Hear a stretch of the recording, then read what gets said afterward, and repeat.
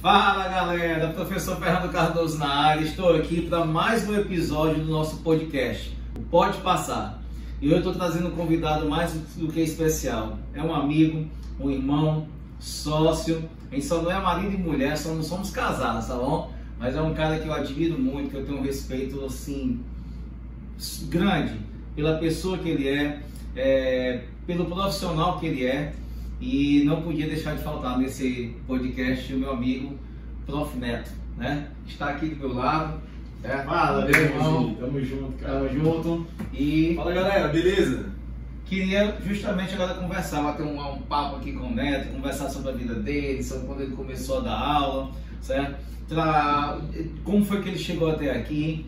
Ele é um dos maiores nomes da língua portuguesa do Brasil, cara. O cara é fera. E é um dos maiores incentivadores aqui no Piauí dos professores que estão aqui. Eu mesmo me inspirei muito nele, quando ele começou a sair aqui dessa região do Piauí, do nosso cercado, e começou a ganhar asas, a voar no Brasil. E isso pra gente foi uma inspiração, não só para mim, mas para vários professores aqui do estado do Piauí. Nós temos uma safra muito boa, mas além de tudo, acima de tudo, além do professor, ele é um cara excepcional. Um cara super solidário. Eu não estou falando isso porque ele está aqui na minha frente, não, certo? Porque ele é meu sócio, porque a gente convive quase 24 horas por dia, né? Isso aí. Mas é porque é um cara que valoriza muito, certo? E nos incentiva muito. E eu queria conversar aqui com ele, perguntar para o Netão: Netão, quando foi que tu começou? Como foi tua história? Como foi que tu conheceu a sala de aula? Como foi que tu fez, quando tu foi fazer vestibular? Tu queria língua portuguesa mesmo? Foi por acaso que tu aprendeu a gostar da disciplina? Conta aí um pouquinho da tua história desde pequena, como foi que tu chegou aí? Cara, uma das coisas que me fez decidir ser professor foi ter tido um maravilhoso professor. Eu acho que com todo mundo deve ser assim, né? O início de tudo deve ser o exemplo, né? Você muitas vezes segue a carreira do pai ou de alguém que seja responsável por você quando você é criança. E comigo foi o seguinte: eu tive um professor, e tinha que ser de português, né? Chamado Antônio Maria, acho até que você conhece, que é delegado, acho que está aposentado, né? Antônio Maria, professor de português. Eu tive a oportunidade já depois de formado de me encontrar com ele uma vez no shopping por acaso, me emocionei quando me encontrei com ele, dei uma publicação de um livro que eu tinha na época, tinha acabado de publicar o meu primeiro livro, entreguei para ele, cheio de orgulho, cara, parecendo assim que você está levando pro seu pai uma nota boa, sabe, alguma coisa do tipo. Legal. E foi isso que aconteceu. Eu tive um professor maravilhoso no ensino médio de língua portuguesa, Antônio Maria, e ele me motivava a estudar não só o que cairia na prova, mas ele me mostrava o lado maravilhoso da língua portuguesa, que é esse lado incontrolável, né? Que não se deixa dominar. E aí vai gerando em você e vai te intrigando, vai gerando em você essa motivação, essa curiosidade, e vai te intrigando ao mesmo tempo. Aí eu ficava pensando, cara, por que português é tão mais simples do que matemática, do que raciocínio lógico? Eu costumo brincar dizendo que foi o pior nome que deram para essa coisa, chamada raciocínio lógico, né? Eu falo para os alunos em sala que eu devo ter vindo sem essa parte do cérebro, porque eu não consigo pensar dessa forma, eu não consigo imaginar uma resposta para uma pergunta que começa dizendo: tem aqui essa caneca do Prof. Neto.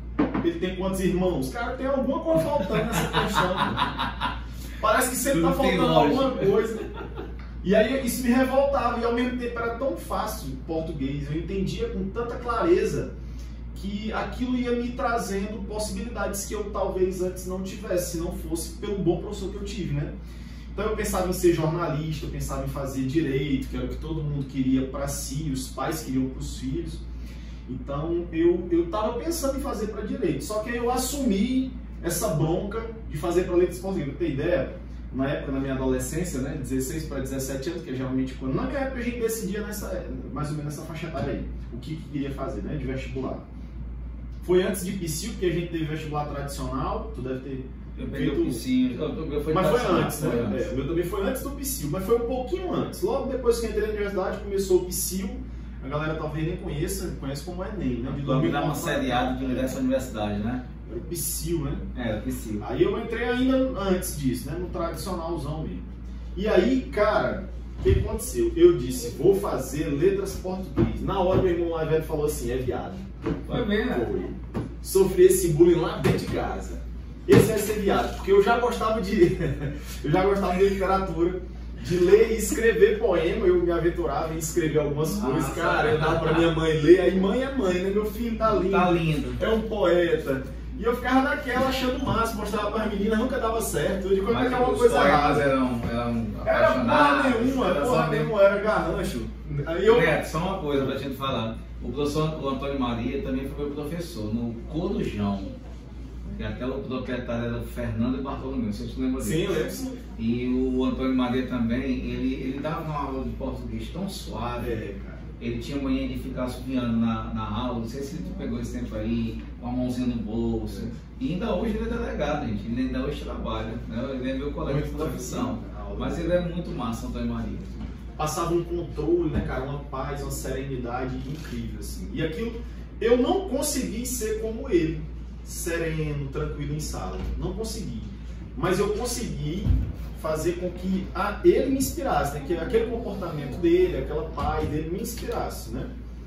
Talvez na insistência de tentar aprender português, como eu tento até hoje, né? Acho que para todo mundo, a partir do momento que você achar que já sabe tudo é porque você está no caminho errado, está na contramão da coisa. Aí, enfim, eu escrevi o poema, mostrava para minha mãe achava o máximo e eu dizia, vai dar certo. Mostrava para as meninas e nunca dava certo. As meninas nunca achavam o máximo. Então eu dizia, cara, poeta acho que não vai rolar não. Mas como eu já estou nesse caminho aqui, vou ver o que acontece com a parte de sala de aula, né? Porque me disseram que, e aqui estamos recebendo aqui mel, viu gente? Mel, chá de boldo. A água do Hulk. Chazinho de boldo aqui pra nós, tá bom? Sim, aí eu pensando, cara, eu acho que se não der certo pelo poema, vai dar certo por sala de aula, porque tinha aquela ideia de que o professor, né, passava uma imagem, um exemplo maravilhoso, e eu disse, cara, eu quero ser isso daí. E eu nunca quis, na verdade, ser outra coisa depois disso. Quando eu plantei o pé e disse, olha, eu quero ser professor, meu irmão mais velho dizendo que eu ia ser gay, porque na época tinha esse preconceito, né? Hoje em dia você sabe que esse preconceito é extremamente desumano, né? Você levar em consideração essa diferenciação, esse comportamento segregador por conta de opção sexual, mas na época é uma coisa que nos atormentava muito, né? Exatamente. Cara, e aí eu disse, vou fazer letras português. Meu irmão mais velho falou assim pra mim, papai disse, não é fazer festa não, se tu passar no vestibular. O cara com 16 anos, 17, você chamar de gay naquela época. Aí ele falou, o papai me falou que não é fazer festa não, se tu passar no vestibular para letras português, é bom fazer outra coisa. Eu de caramba, tu acredita? Eu fiz para jornalismo na Federal, com medo de fazer letras português nas duas e só ter essa opção, e o papai realmente me renegar. Tu acredita que eu cheguei a pensar isso? E aí se liga, né? Aí, muito bem, começamos a preparar a mentalidade lá de casa, as pessoas, meus irmãos. Eu tenho 3 irmãos, meu pai e minha mãe. Um dia eu cheguei mais cedo em casa, é verdade, um dia eu cheguei mais cedo em casa e para o quarto do meu pai era no final do corredor. Havia 2 quartos antes, que era da minha irmã, e um que era dos irmãos homens, né? Cheguei mais cedo da escola e o papai estava conversando com a mãe no quarto lá deles e eu ouvi. Eles não perceberam que eu havia chegado em casa, mas eu os ouvi conversando. E o papai falava assim, Milene é o nome da minha mãe. Milene, esse menino é viado, né? E a mamãe, sabe que a mãe falou assim, eu acho que não. Desse jeito, cara. Eu fiquei, meu Deus, será mesmo que eu sou viado e não sei? Aí eu entrei pro curso de letras português e todo mundo dizia assim, cara, só tem uma vantagem, né?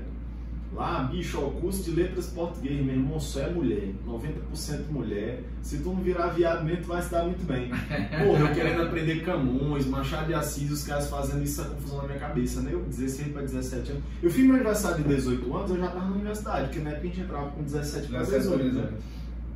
Eu fiz meu aniversário de 18 lá, já na universidade. Quando eu entrei, cara, pela primeira vez na sala, realmente 90% eram mulheres. Senhoras evangélicas.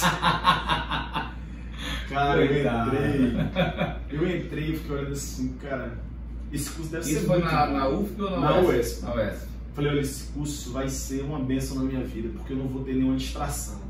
E se eu vou focar aqui, eu vou aprender, vai ser um curso riquíssimo. E realmente é um curso muito rico. Você não fica rico não, mas o curso é muito rico. E aí eu levei o curso, cara, sinto saudade, não sei se acontece isso contigo, mas eu sinto saudade, eu tenho lembranças de fatos isolados de alguns acontecimentos. Tu participava das caloradas, muitas vinhadas, vinho barato, quente. Minha amiga ressaca no outro dia era imensa. Mas tudo aquilo fazia parte, né, cara? Tudo fazia parte de um universo que eu queria muito. Porque escola, você tem hora para entrar, hora para sair, fardamento, né? E na universidade, essa ideia de universidade, essa pluralidade cultural de tudo, né? Todas as experiências, de amores, tudo que acontece, cara. Uma experiência assim que você leva a vida toda, a faculdade. Fiz amizades que tenho até hoje, né? Também. Inclusive profissionais que atuam também na área. Cara, maravilhoso. Época da minha vida que, por exemplo, se a gente fosse colocar numa balança qual época te fez mais feliz ou a qual época você poderia voltar, né? Se você queria voltar se pudesse, eu não voltaria para minha infância, não. A maioria das pessoas diz isso, né? A maioria diz assim, rapaz, minha infância, queria voltar para minha infância, eu era muito feliz na minha infância. Eu não. Não fui mais feliz na minha infância do que fui na universidade. Na universidade é um aprendizado muito legal. Eu também lembro de muita coisa. Aconteceu até uma coisa interessante agora na pandemia, eu acho que a pandemia fez isso. Eu estava lá em casa, né? Daí eu mantei um grupo de WhatsApp. Porque eu sou educador físico e sou formado em matemática. Matemática foi depois da educação física. Eu me formei em educação física em 1999, final de agosto de 99. Quando foi agora na pandemia, eu me espanto a um grupo, a Educação Física UESP. Eu disse, que grupo é esse? Quando eu fui pegar aqui, eu nem lembrava dos nomes de alguns, lembrava de outros. Aí começou, gente, ó, uma amiga nossa que mora no Rio de Janeiro, começou a pesquisar no Instagram, Facebook, a galera de 99. E aí começou assim um mutirão para encontrar todo mundo.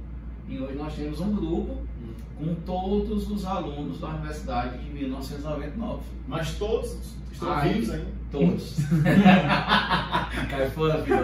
Cara, o mais impressionante não foi isso, não foi montar o grupo. Quando começaram a colocar as fotos do curso, cara. Meu amigo, uma nostalgia. Cara, eu comecei a lembrar de tanta coisa. Alguns, como eu disse, eu lembrava, outras eu nem lembrava. Mas era um. Não, não era colorido já. Revelar filme 24 horas. Agora só que o seguinte, essa fase da vida que o Neto fala, ela é muito massa, cara. A universidade dá aquela sensação que você sai justamente como o Neto falou. O colégio você tem hora para chegar, hora para sair, a universidade você toma a responsabilidade para si.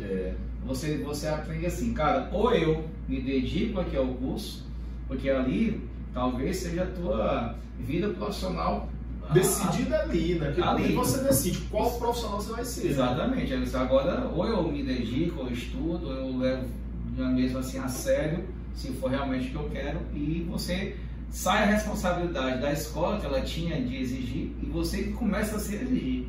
Né? Porque você tem que estudar, tem que se preparar, o mercado de trabalho todo. Sabe o que eu vejo, cara? Nos cursos, eu não sei nos outros, eu não senti isso, por exemplo, que eu cursei educação física também até metade do curso, que eu tenho uma academia de musculação e não queria me sentir refém 100% dos profissionais que são funcionários meus lá. Aí eu cursei educação física, né? Mas eu não senti a mesma coisa. Eu não sei se por estar em outra fase da minha vida, mas eu não senti um detalhe que era o seguinte: quem faz licenciatura faz por vocação. É verdade. Porque antigamente as pessoas pensavam assim, ó, eu preciso passar no vestibular, senão os meus pais vão pirar, vão surtar. Então, eu vou colocar logo aqui, eu vou procurar por concorrência. Aquele curso que tiver menor concorrência vai ser o meu. Era assim que muita gente pensava na época, porque eu precisava dar aquela satisfação, né? Olha, não existia outra coisa na cabeça de quem fazia ensino médio na nossa época, nos anos 2000, não. Não existia outra coisa mais importante do que você dar essa satisfação aos seus pais, aos seus outros familiares, aos seus vizinhos, aos seus amigos e a você mesmo. Não existia outra coisa mais importante que mais te pressionava e impressionava. Era uma coisa que parecia ser o santo graal. Sem aquilo você não era ninguém, você não tinha feito nada que prestasse até ali, você não merecia nada, consideração a respeito de ninguém, cara. E ainda tinha um agravante. Você é filho mais velho? Sou. Eu não sou o mais velho. Então, o mais velho passou no vestibular. Teve festa, raspou cabeça, guardaram o jornal com o nome dele, que saiu do Diário Oficial da União, e tinha um negócio maravilhoso, cara, na nossa época, que era sair no rádio o nome. Putz, cara, hoje em dia você vê na internet numa tela fria um nome pessoal. O meu foi na tela Na época, cara, você passava o dia ouvindo alô, alô, alô, papai, alô, mamãe, põe a vitrola pra tocar. Cara, aquilo me emocionava de mim, eu queria aquilo pra mim, entendeu? Eu tinha visto isso no meu irmão mais velho, na minha irmã, que mais velha que eu era o terceiro. Então, cara, eu tinha que passar, meu irmão, eu tinha que passar. Então tu é o caçulinha. Não, eu tenho mais, eu sou do canto. Certo. E assim, eu precisava, porque você sabe que o mais velho, ele leva aí, né, cara? Ele serve como exemplo, ele leva o bonde. E eu olhava para aquilo e dizia, eu preciso disso para mim. Não sei o que vai ser depois disso, mas eu preciso entrar nessa universidade. E na época, meu amigo, já tinha algumas faculdades, né? Mas não era a nossa realidade, nem se questionava a possibilidade, não se cogitava a possibilidade de faculdade, não. Aqui a gente tinha o Cesvale, que era na saída de Teresina. Eu acho que só, Ceúte, acho que estava no comecinho, hoje nem é Ceúte mais, né? E só, acho que só essas aí mesmo, era assim, era uma realidade de gente que era filho de rico, cara. Então não tinha jeito, meu amigo, era passar na UESC, na Federal e acabou. Então era raspar a cabeça, era ficar bêbado, quem nunca tinha bebido, bebia nesse dia. Passar na UESC, na Federal, é status, né? Não, eu tô falando, cara, você não ia ser ninguém se você não passasse. O cara tá na UESC, tá na UF. Eu vou dizer uma coisa, vocês vão concordar comigo. Hoje, por uma situação de mercado, o que as escolas fazem? Tornam o pré-vestibular uma turma privilegiada. É o aluno que tem horário diferenciado, pode vir com farda diferenciada, calça jeans, tem todas as liberdades, os professores são diferenciados, trazem mais liberdade para o aluno de pré, para levantar um pouco a moral deles, porque eles estão vindo de uma derrota. No nosso caso, na época, pré-vestibular, primeiro, nem toda escola tinha pré-vestibular. Dom Barreto, por exemplo, o que rolava era assim, meu irmão passou no vestibular, ninguém quer mais você aqui. Vai para outro lugar. Você não serve mais pra gente, não tem o que fazer mais. Então as escolas começaram a plantar na cabeça do aluno que pré-vestibular é legal. Pré-vestibular, o aluno de pré-vestibular é o aluno mais maduro da escola, é o aluno mais adulto, é o aluno que pode ir de carro, é o cara que chega de carro, é o cara que mais namora as meninas, é assim. Hoje, pré-vestibular é diferente demais. Para nós, pré-vestibular era uma derrota, a gente andava na cabisbaixo. A gente não, quem não passasse, porque não passamos. Então assim, eu tive amigos que estudavam comigo, a gente tinha um negócio de estudar em grupo, né? Eu tive amigos que estudaram comigo e não passaram, e eu sentia a dor deles, cara. No outro dia, porque no dia que eu passei, eu tinha que curtir, né, o vestibular, a festa. Eu tenho um amigo meu que não passou, né, que o meu nome saiu, o dele não. Ele sumiu. Naquela época a gente não tinha WhatsApp, não tinha nada, tinha que ir lá na casa dele bater. E ele não atendia a porta não, a mãe dele não quer falar com ninguém não. Ficou trancado uma semana em casa. Eu fico pensando, sabe o que, Fernando? Se fosse tão usual, não vou falar comum, mas se fosse tão usual essa nomenclatura de depressão, ansiedade, que ninguém falava isso na nossa época, falava pouco, né? Tinha depressão, claro, mas não tinha, era esse, como é que se diz, quando o médico, diagnóstico. Não tinha esse diagnóstico não, cara. Olha, são duas coisas que hoje eu percebo que são mais presentes entre nós, nesses diagnósticos. A criança, que é um pouquinho fora do comum, ela é um pouquinho mais danada, ela é um pouquinho menos atenta que as outras, é autista. O diagnóstico é autismo. Não é porque é um grau leve de quê? De autismo. E o adolescente ou o adulto que tem qualquer problema psicológico, qualquer distúrbio, já começa logo com crise de ansiedade ou depressão. Em 2009, eu já adulto, né? Em 2009 eu dava 70 aulas por semana. Parece impossível, né? Eu dava 70 aulas por semana em 7 lugares diferentes. Em 2009 eu tive síndrome do pânico. Este foi o nome que o cara deu. Síndrome do pânico. E assim, o que eu sentia? Eu entrava no meu carro, depois da 13ª, 12ª aula do dia, entrava no meu carro e ia chorando até em casa. É mesmo? Ia chorando até lá em casa. Chegava na minha casa, limpava o rosto no carro, enxugava a lágrima e ia correndo pro banheiro dizendo que estava apertado, que iria fazer qualquer coisa, para minha esposa não notar.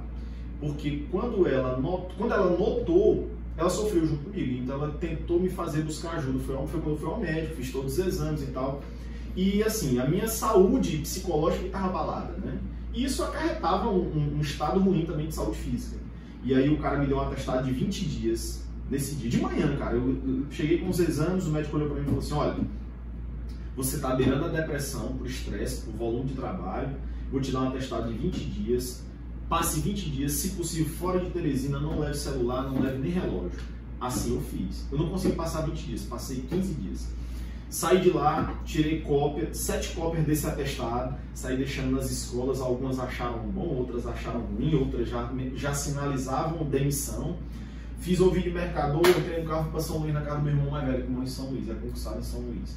Passei 15 dias em São Luís. Cara, os remédios que esse médico me passou eram remédios tão fortes que para eu desligar, que eu estava falando aqui, eu levei meu celular. Eu estava falando no celular com o pessoal aqui em Teresina, eu em São Luís, né? Eu falando aqui e o celular caiu, eu dormi. É mesmo? Fui dopado, passei os primeiros 5 dias dopados. Dopado. E aí, quando eu voltei para Teresina, eu voltei cheio de coragem de tomar uma atitude e mudar a minha vida. Eu cheguei aqui de demissão de 4 escolas. E ainda fiquei em 3 escolas. E cheio de aula ainda, né? Foi quando eu deixei de dar aula em escola e passei para concurso público. E como foi que tu chegou no concurso público? Em 2006, como é que foi? Eu tive um professor de física, Ismar Sampaio. Conheço, foi meu professor também. Ele foi um professor de física. E ele colocou um curso aqui que era sucesso. Não existe, mas na época era o auge. Era o VIP curso, né? E aí ele me convidou, ele sabia que eu era um bom aluno. Aí ele me chamou, ele tá sendo professor, cara? Eu digo, tô, professor. Ele, rapaz, pois vem, vamos fazer um teste. Fui pro VIP curso.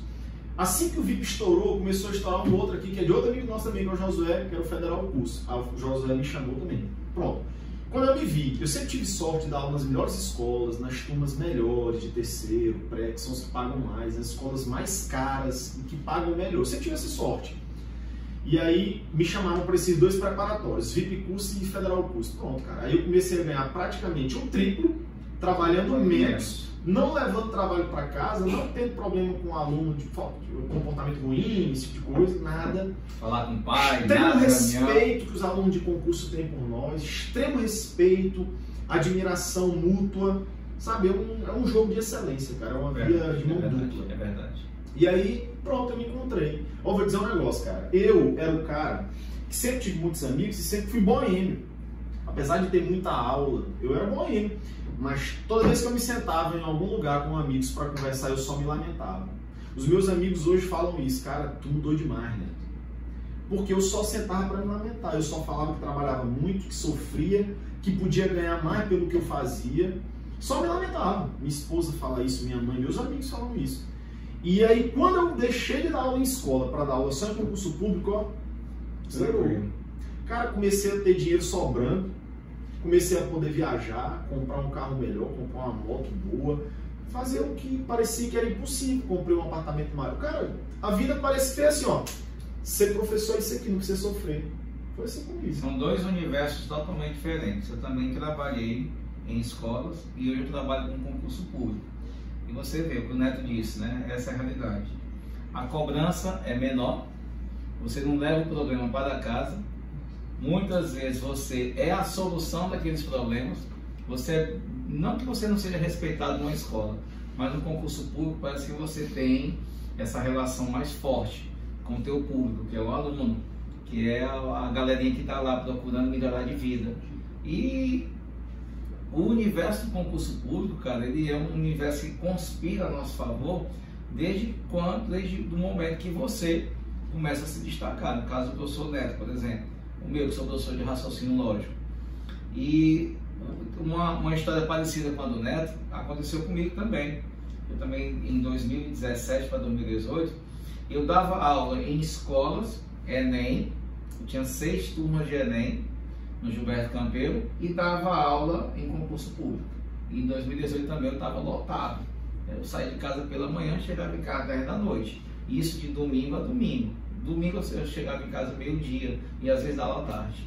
E um dia eu acordei com os meus 2 pés inchados. Eu não conseguia nem botar os pés no chão. Inchados e sentindo febre todo tempo. Eu imaginava que eu estava com dengue. Aí eu fui para o hospital do Buenos Aires, cheguei na urgência e disse assim: cara, eu acho que estou com dengue. O médico mandou fazer exame de sinal, você está normal. E voltava. E sentindo aquela febre todo dia. E era à tarde, 2 da tarde, eu senti um corpo febril, uma moleza e pela manhã meus pés inchados. Aí um dia o médico foi falar no final urgência do hospital, o médico disse assim: você trabalha de quê? Eu sou policial e professor. Começou a rotina de trabalhos direto, domingo a domingo. Você não tem febre, você não tem problema nenhum físico. Está afetando o seu filho porque você está com estresse aqui em alto grau. Procure um especialista, vá procurar se tratar e se afaste do trabalho. E lá mesmo ele me deu uma testada, só foi 10 dias. Aí, e isso a minha esposa já tinha dito: tu tá estressado, tu tá com carga de trabalho assim.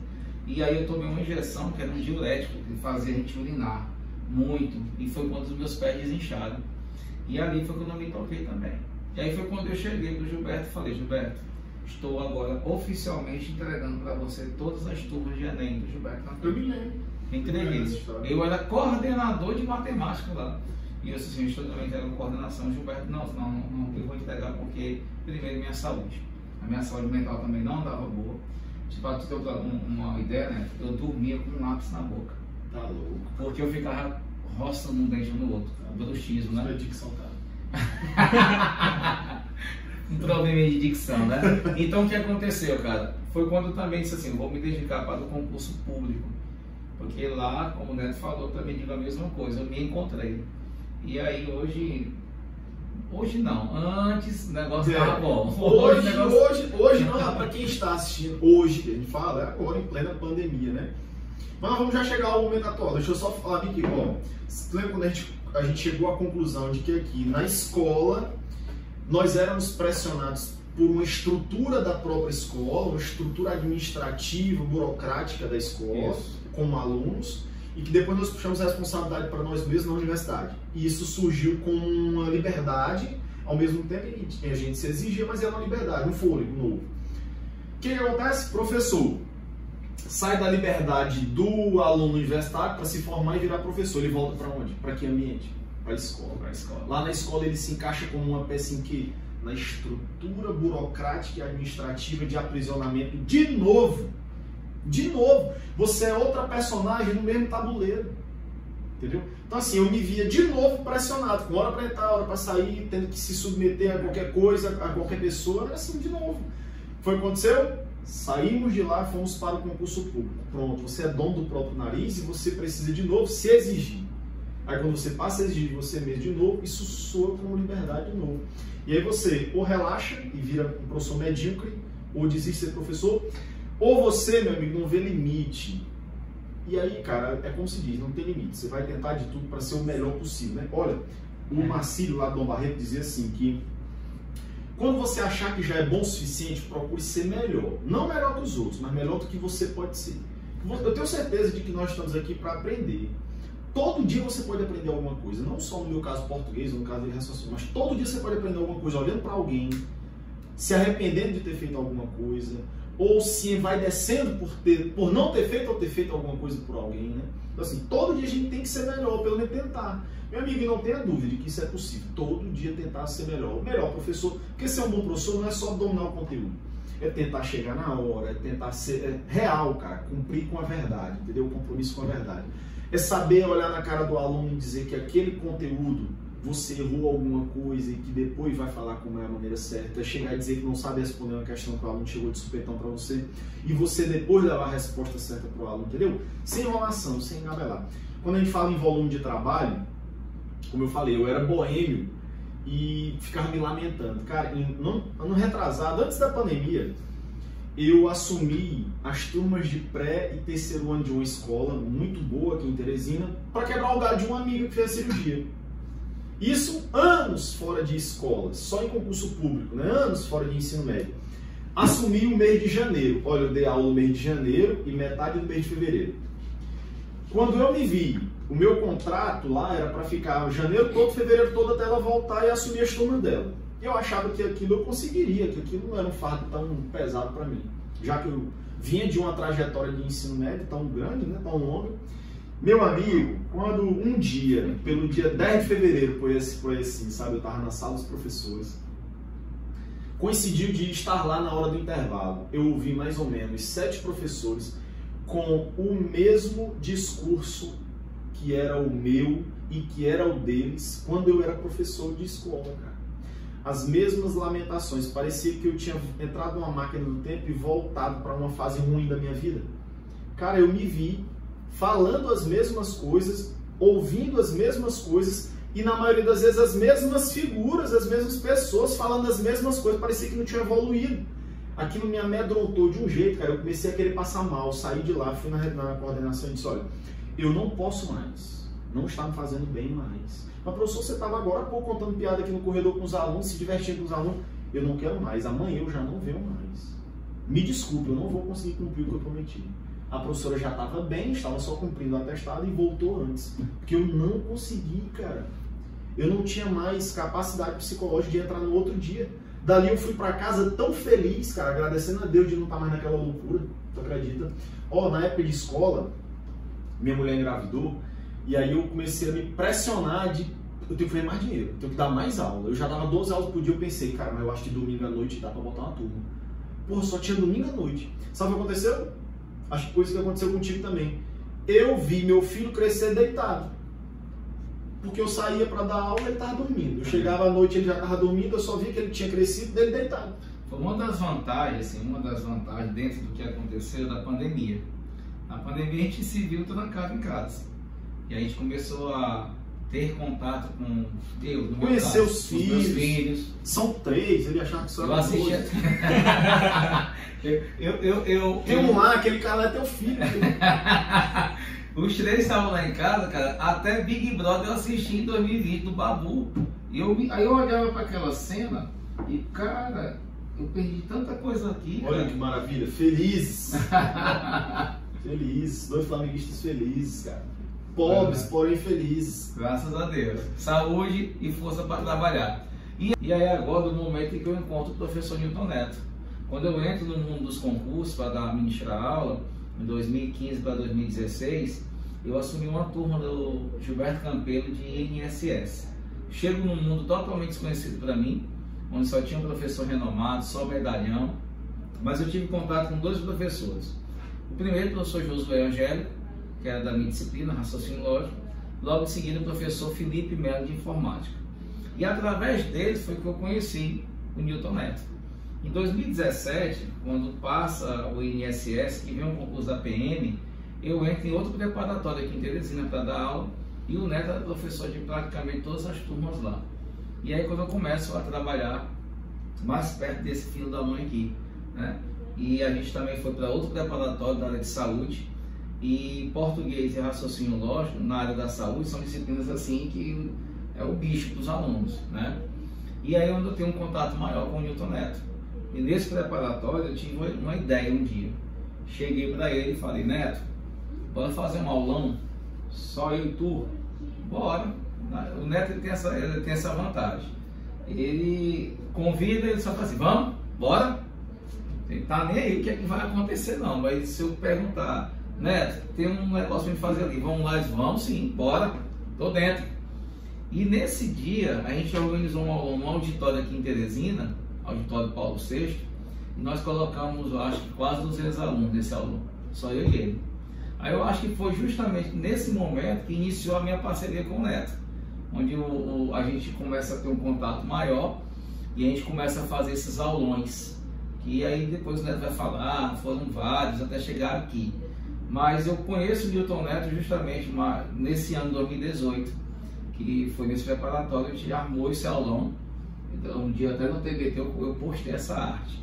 E eu postei essa arte, né? O aluno botou assim, professor, pelo amor de Deus, hoje sou muito mal seu Neto. Porque você... Hoje, eu sou muito mais hoje você e o Neto. Porque em 2018, vocês 2 estavam ridículos nessa arte. Coisa feia, professor. Nem coloque isso aí no Instagram, não, pelo amor de Deus. Porque na época era bonita, cara. Então, cara, foi quando eu conheço o Neto. E aí daí a gente foi até hoje. Aí o Neto pode falar um pouquinho também, de quando a gente se encontrou, não sei nem se ele lembra, porque o Neto era... O cara dava aula em 15 minutos preparatórios, dava só em 2. Mas cara, eu lembro dessas coisas. É porque assim, e aí a gente tem que assumir isso, né? Os reveses desse cenário de concurso público. Professor de concurso público é bicho vaidoso, egocêntrico e competitivo. Isso aí é assim. Ó, no ensino médio eu sofria uma espécie de rixa ou competição muito abstrata, porque era por equipe, era vaidade, era dizer que você dava aula na escola tal, você não falava em seu nome, você falava em nome da escola, eu sou bom porque eu dou aula na escola tal, né? E em concurso público é cada um por si. Se você for bom, o curso entende que você é que é uma peça valiosa. O curso entende que você é que é estrela e não o curso em si. E o professor de concurso público entende muito bem isso, meu amigo. Vou dizer, quem começou isso? Não fomos nós que saímos da escola e fomos para concurso público, não fomos nós. Quem começou essa vaidade tamanha foram juízes, convidados para darem aula em concursos públicos, advogados, promotores, desembargadores, procuradores, esses que chegaram com como é que se diz? O rei na barriga, com a coroa na cabeça. Eles pensavam o quê? Eu estou indo para quebrar um galho, eu estou indo para ajudar. Por quê? Porque eles pensam assim, ó, como eu já cheguei aqui, eles estão querendo chegar aqui, eu sei como fazer, eles dependem de mim. Então, assim, como eu não preciso deles e todo mundo aqui precisa de mim, eu sou o rei. Então, plantaram essa semente da vaidade, entendeu? Isso já deu tanto trabalho, cara, para todo mundo. Agora, sim, é um carrossel, né? Carrossel não, é uma roda gigante. Professores que parecem ser muito bons, não conseguem segurar a peteca por muito tempo, desaparecem do cenário, então a bola baixa muito, outros surgem. É assim, poucos continuam ali trabalhando muito. Eu não vou dizer poucos continuam sendo os melhores, não. Não vou usar esse termo, eu vou dizer que poucos continuam trabalhando muito. O Fernando Cardoso, quando chegou pegando uma disciplina de raciocínio lógico, todo mundo olhou assim, não, peraí. Em pleno 2016, 2015, chegar alguém ainda cabe alguém. Porra, todo mundo tá aqui já. Eu entrei para concurso público em 2006, em 2009 eu fiquei só em concurso, mas em 2006 eu já estava dando aula. Então eu pensava, não, cara, peraí, esse cara não caiu de paraquedas aqui, vai já embora, não vai sustentar não. Tá aí, nós estamos em 2021, o maior nome hoje no Piauí de raciocínio lógico. Ele tinha um brilho diferente, o cara tinha um aspecto diferente de ser humano, sabe? Eu sempre disse assim, rapaz, não confia em mim não. Você quer confiar em alguém lá no CPM? Confie no Fernando, não confia em mim não. Todo mundo sabe que eu sou o lado, ou depois dizer o lado negro, o pessoal vai achar que é racismo, né? Preconceito. O preconceito não está na palavra, está em quem fala. E não está em mim. Então, eu vou falar que eu sou o lado mais radical da coisa, mais agressivo, tanto para as ideias mais agressivas, o marketing mais agressivo, mais diabólico, como brincam, né? O Fernando é um ser de luz, é um cara que vem aí do candomblé, é um cara que vem da selva, da Umbanda, né? Então, assim, é um cara, um ser de luz. E a gente encontrou, cara, a nossa equipe foi tão abençoada, que ele já tinha a sala dele de matemática, eu tinha a minha sala de português, e trabalhava para mim um cara que também é outro ser de luz, que é o François. Um cara iluminado, que trabalha com a gente, é um cara que acrescenta. É meu gordinho lindo. É o nosso fofinho, então é o cara que toma conta das nossas vidas aí profissionais. É o cara que assumiu para ele a nossa carreira e tem ajudado muito. E por isso ele tem dado muito certo CPM, porque a gente começou pensando que o que precisa para dar certo um cursinho não é um administrador, um proprietário, um empresário, precisa ser professor. A vantagem do CPM é que os donos são professores, não são só na carteirinha lá na carteira de trabalho, não, são professores do dia a dia, metem a cara mesmo. Pensa que não, a gente tá passando pano no chão, e não é porque não tem quem passe não, cara, porque a gente foi criado assim, a gente aprendeu que a gente tem que estar atuando em todos os segmentos. Então a gente faz matrícula, a gente apaga quadro para professor, a gente leva café para professor, a gente limpa chão, a gente conversa com o aluno, a gente chora, a gente ri com o aluno, abraça o aluno, resolve o problema de aluno, fala do nosso pro aluno também, e é por isso que dá certo, porque quando a gente entende que a admiração vem dos dois lados, aí, cara, tudo flui muito melhor, né? E é assim que a gente tenta fazer todos os dias, né? A energia do CPM é tão legal que a gente se intitulou Família CPM. Até os alunos compraram essa ideia. Muitos alunos que estão com a gente desde o começo, né, falam isso, ó, cara, eu me sinto em casa. Eu tô para trazer minha rede para cá. A gente tem um dialeto próprio lá, é bebê, pai, do nada. A gente tem essa mãe de dizer, não, bebê, fala bebê. Fala bebê. Então assim, fala pai, que é pai e tal. Os alunos passam a falar assim também. Os alunos, a Bruna, que é a nossa aluna parceira, que está sempre com a gente lá, ela diz assim, rapaz, eu agora me pego do nada falando, não sei o que é pai. Ela tem uma loja, ela é empresária, então ela tá lendo, não sei o que é pai, não sei o que é pai. Então, porque isso é contagiante, cara. Quando a energia é boa, a gente quer que ela se expanda, né? E que todo mundo lá se sinta cada vez mais em casa, todo mundo se sinta bem lá. Assim como a gente se sente bem lá demais, né? E uma das vantagens do Neto, que eu admiro nele, ele sabe isso, eu já coloquei isso para ele, que eu admiro, é justamente esse ímpeto, essa força que o Neto tem de nunca dizer um não. Bora fazer, vamos lá, vamos tentar, vamos, certo? E a gente vai acertando, errando, alinhando, e foi assim que começou desde quando eu fiz meu primeiro aluno com ele. A gente já fez vários alunos, aluno que deu 30 alunos, aluno que deu 20, aluno que não teve, que a gente teve que adiar, mas nunca baixou a peteca. Disse, vamos lá, vamos realinhar. O que é que nós precisamos acertar? O que foi errado? O que a gente precisa consertar ou melhorar? E quando a gente assume o CPM, acho que está com 6 meses, né, Neto? Por aí. Por aí, que a gente pode assumir o CPM. De aula, né? Porque de reforma tá a gente passou 2 meses reformando o CPM. Quando a gente encontra o CPM, o local, né, físico, o Neto me ligou, eu fui ver. Cara, quando eu subi as escadas que eu olhei lá em cima, cara, é aqui. Eu senti assim uma energia que eu disse, vai ser aqui. E originalmente o projeto era uma sala minha e uma sala do Neto. Nós não tínhamos pretensão de montar preparatório. Era uma sala de matemática e raciocínio, uma sala do português complicado do Neto, e vamos dividir as despesas. E vamos ver o que é que dá. Mas, por, sei lá, eu não digo nem por ironia do destino, mas foi Deus mesmo, já tinha programado isso. Cara, e aconteceram algumas coisas, não convém falar aqui.